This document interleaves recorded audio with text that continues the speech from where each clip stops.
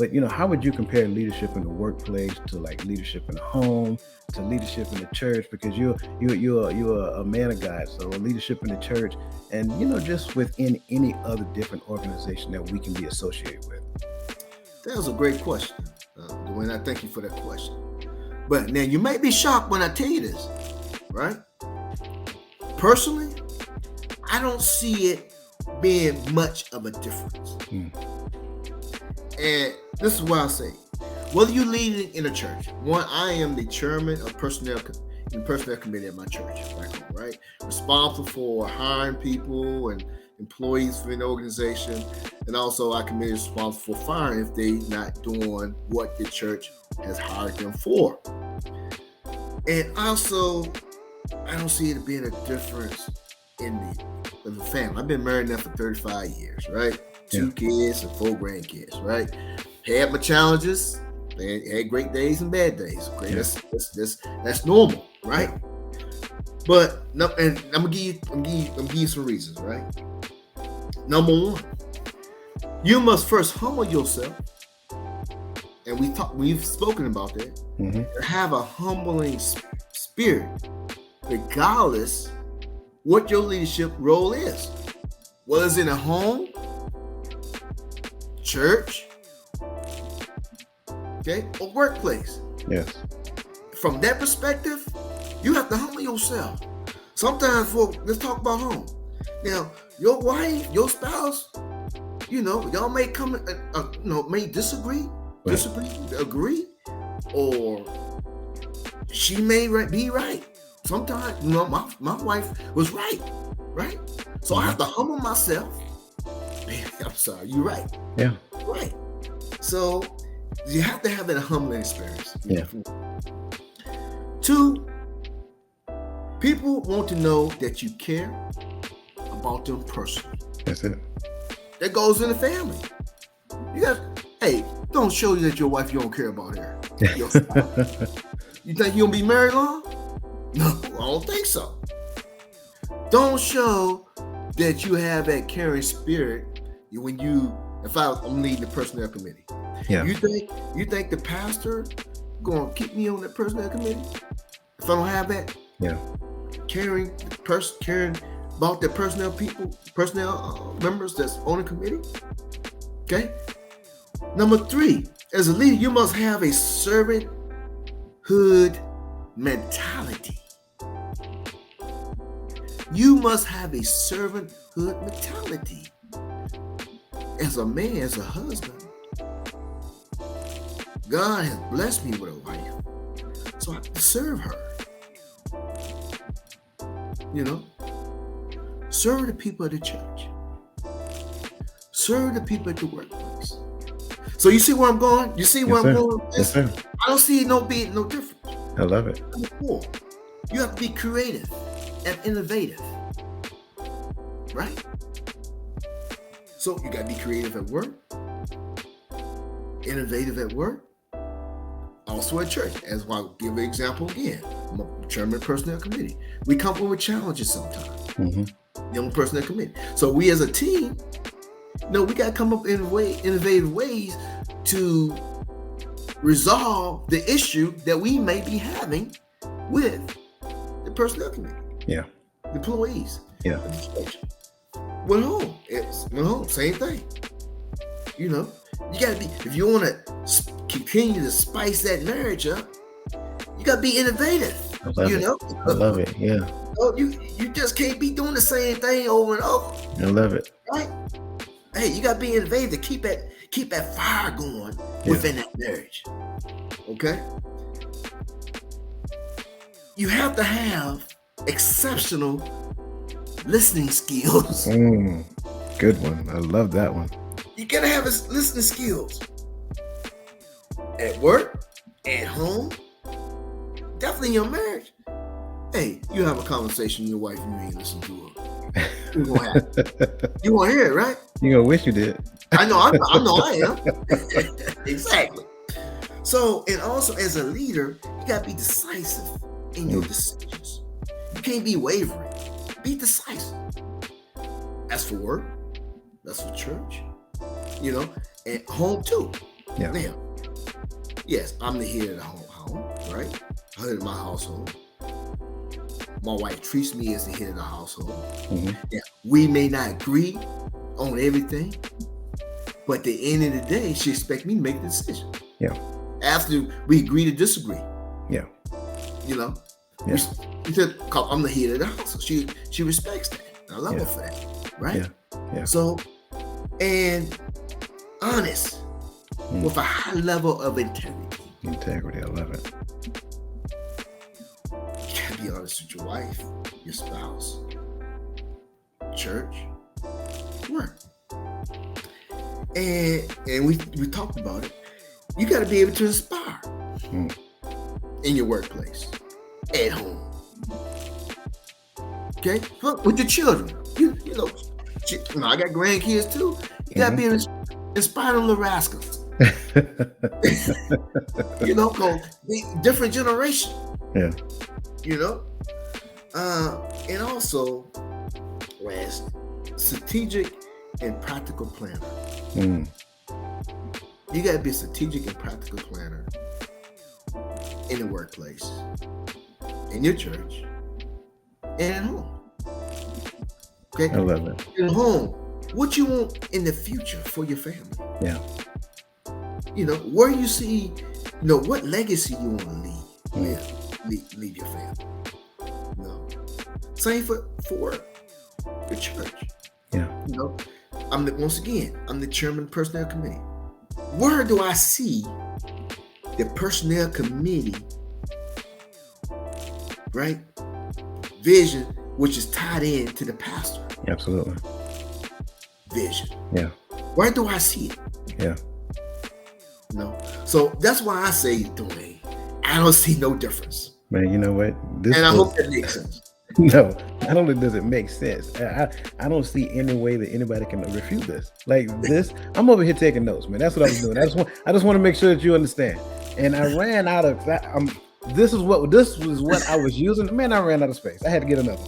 This is good. So when I start getting stuff like this, I want to make sure that I read it back to you, because I want to make sure that not only I got it, but I want to put it in the show notes so that everybody else get it as well.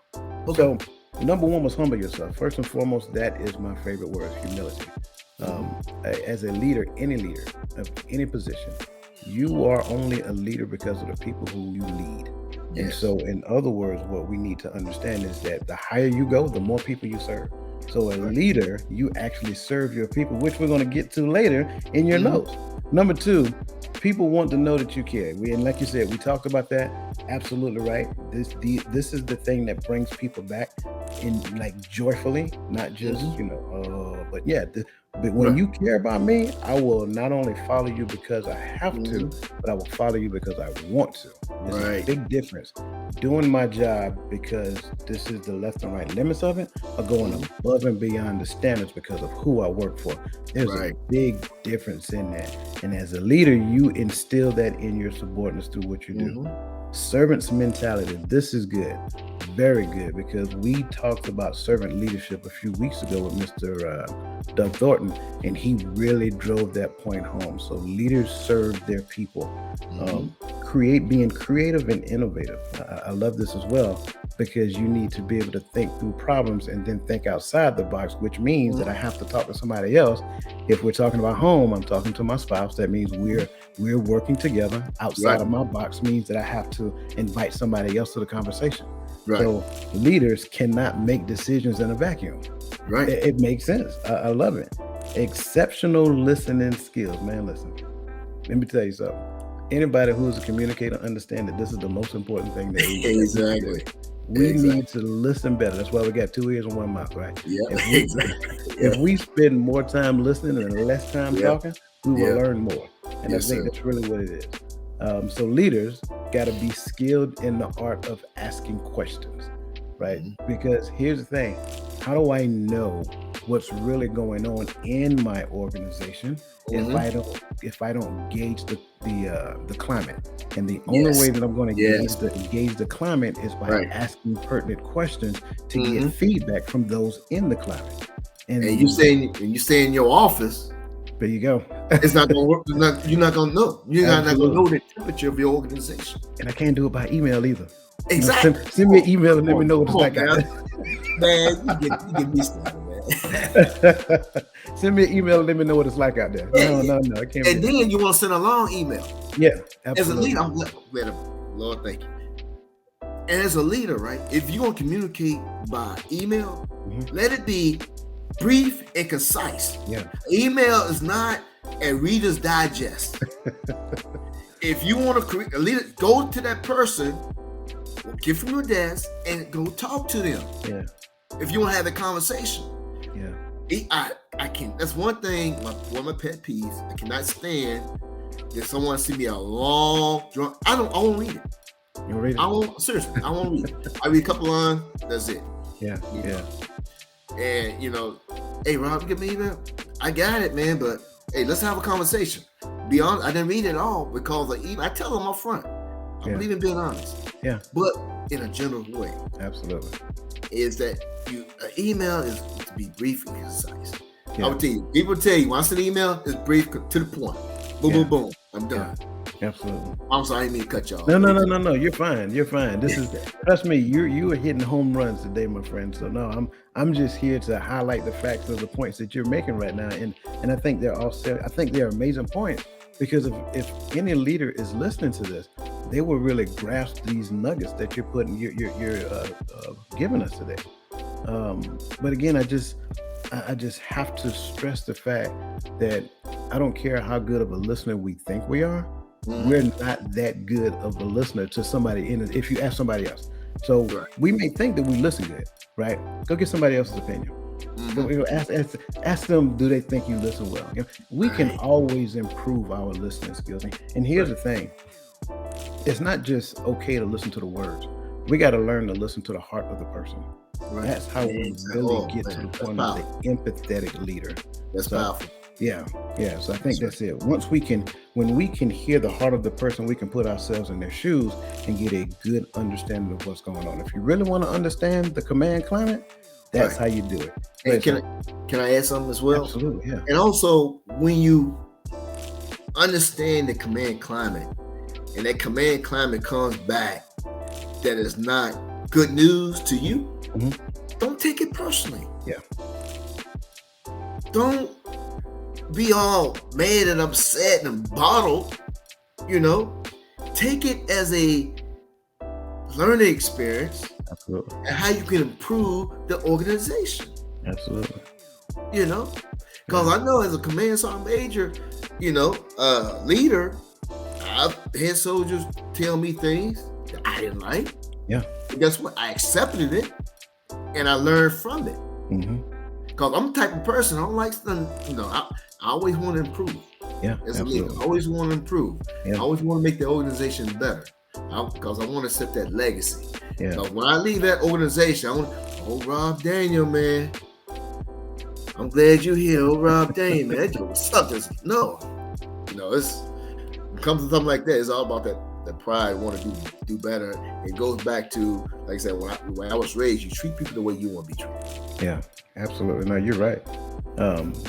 So let me see. Number 6 was being decisive. And so for me, here's why I like being decisive, because I've been around several people who, they had to take their time to make a decision. They had to do this. Yeah. I think just being a decisive decision maker is fairly easy, because if it falls within scope of my mission, like every organization has a mission statement, right? So if it falls within the scope of my mission, then it's a decision. Easy, too easy. Right. As a person, individually, if it falls within the scope of my calling, decision made. It doesn't take long. If it's outside of that scope, decision made. Doesn't take long. So when it comes down to making decisions, I think decisions are actually easy to make. And I mean, I got it. There are some that may take a little bit more time to think about, because when you start thinking about some of the outside, entities, outsourcing this, who do I need to talk to here, and who do I need to talk to there? Well, that's a facet of planning, not a facet of decision making. Right. I can make a decision and then do all those things afterwards. Like case in point, we just talked about, say for example, you had a barbecue. Hey man, I'm having a barbecue at the house. Are you going to come? Decision made. Yes or no? Right. Because already, you know what I'm saying? Right. Now, Now, all of the other stuff I figure out after the decision is made. I think Hmm. sometimes what we do is we delay making the decision and we try to find comfortability with the decision that we want to Right. make instead of the decision that we need to make. And a lot of people, a lot of leaders, some leaders, hey, they want to brief after brief after brief after brief, decision brief to make a decision. Yeah, You got yeah, the information, just yeah. make the decision. Good But some of decision. them want to make the decision because they don't want it to fall back on them just in case that whatever decision they made, Yeah. it's going to affect their promotion or their Mm, evaluation. mm. I've had leaders like that. So That that would I've been saying, make a decision. It's not that hard. yes. Go ahead and make decisions. It is when we're jousting with being egocentric and I'm sorry. Um because I can't have it can't be all about me, especially if I'm a Right, leader. Again, right. we just talked about we serve the people. So Hmm. we need to do what's in the best interest of the organization. And if we're doing what's in the best interest of the organization, my next pay grade shouldn't be the first thing I think about. But just my thoughts. Leaders should inspire. I agree 100. I'm sorry. Did I skip integrity? I think I did. Yes. So number 7 was integrity. So integrity is huge. I think when we get to the point to where we lose our integrity is questionable, things of that nature. It's not that we can't get it back. It's just going to take a long time to get it back. People make mistakes. That's one of the things Right, we need right. to understand. And part of the process of maturation is the ability to make a mistake. And we must be in organizations that allow us to make mistakes. Right. But we can't intentionally, right? And I have to say it this way, we can't intentionally say one thing and then do something else. Right. Now Right. we're getting into integrity issues. That's called deception, and deception is Hmm. never good. If I'm Hmm. trying to, mislead you, Right. I shouldn't be surprised if you're skeptical about following me after that. Yeah, and I think too, if you go in an organization and they display all these characteristics that we have spoken about, Hmm. and if you do make a mistake, your people are gonna be like, hey, they gonna have attitude. Hey, he's still a great leader. He Yeah, made a mistake. We all make mistakes. We're not perfect, yeah, eh, and the organization gonna continue to strive on. yeah. Especially if you're honest and say I made a mistake. Right. Exactly. Yeah, Exactly. absolutely. Inspire is near and dear to my heart, because that's the step beyond motivation, right? And the army tells us, we talked about leadership, providing purpose, direction, and motivation. One of the things we learned about motivation is temporary. We see it Mhm. every year, January 1st, right? There's a lot of motivation to do this. We have our New Year's resolution, and then it just it Yeah. just dwindles, it dwindles out. Exactly. But Yeah. that inspiration, now we're talking about that burning fire within, something that you wake up every day longing to do and excited to get after. Yeah. So And just add to that, right? Because when you inspire, you're gonna allow, well, your people gonna be aspired there you go. to do even bigger and better things. Yeah, When you inspire so they can aspire. yeah. I like that. I like that. Can I do a little wordplay myself? Can I do Yeah, it? go ahead, sir. Go ahead. I like that so much. I want to do it too. So I believe if I am inspired, right? So Mhm. I have a vision, and the vision has me so excited that it Mhm. keeps me up at night, and I'm motivated. And I started this organization. I have all of these employees, and they bought into the vision. And so, because of the inspiration that's within me, that I have to use, and I can't do it all myself. That's one of the things I have to understand. I cannot do it all myself. So what I do, because what we're talking about is having the ability to, or that in turn can be tied to the word power. So Mhm. what we have to understand is that based upon the power that worketh within me, I think you see where I'm going now. Yeah, I yeah, oh need yeah. to empower everybody that's around, empower to in place inside. So if Right. I empower each one of you within the scope of the vision, then you catch the vision and you run with it. And then from there, it just seems like the vision just expands. And I give you a great example of that. You know, I heard, I cannot remember who, I think it was Miles Monroe. Miles Monroe was talking I was looking at one of his sermons a while back, and he was talking about men cast vision. right? Mhm. And then he was comparing husband to wife, so forth and so on. And he Mhm. said, "You really want to watch a vision grow?" He said, "Take it and cast it and give it to your wife, and let her Mm. sit on it for a minute. Oh When yeah. she bring it back to you, it's Mhm. going to be bigger and better than you can ever imagine. She gonna blow your mind." And I was like, you know what? I like where he was going with that. It actually made a whole lot of sense. So based upon the powder, I got you. I see you. Based upon the powder. See, I knew this was going to happen, man. I knew it. Go ahead, sir. Go ahead. I can't hold you back. You see why it goes back to your one of your questions? Do you see a difference I got you. in your leadership in the workplace, the family, in the Yeah. church? There's Yeah. no difference. There is no difference. I love There's it. no difference. I love it. Yeah, man. We got to keep moving because if not, man, we're gonna be here for like 4 hours. I know, right? So, and then number 9 was, being strategic and practical, being a strategic and practical planner, and I believe that 100%, and that's part of that vision piece, right? So if we understand the vision, then we need to talk about what the future looks like, where we're going with it, and so forth and so on. And Mhm. now we need to start putting it into action. So we talk strategic Yeah. and how we're going to action this thing. So man, this is so good, so good.